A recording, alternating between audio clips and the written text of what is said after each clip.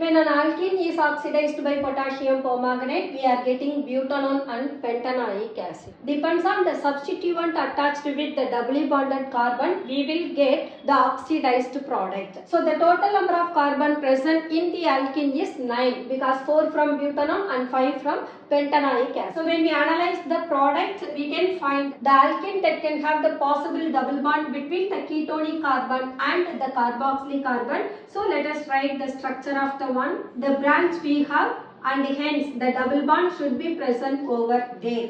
ஏன்னா இங்க நம்ம ஆக்சிடைஸ் பண்ற போது இந்த கார்பன் கூட மித்தைல் இருக்கு, so that gets ketone. இந்த கார்பன்ல CH with O கிடைக்கும், that is aldehyde. But the potassium permanganate is the strong oxidizing agent that can oxidize the aldehyde into carboxylic acid. But the ketone, it is resistant for oxidation. So name of the alkene is 3-methyl oct-3-ene. உங்களுக்கு இந்த video பிடிச்சிருந்ததுனா like பண்ணுங்க, share பண்ணுங்க, comment பண்ணுங்க, subscribe பண்ணுங்க. Thank you.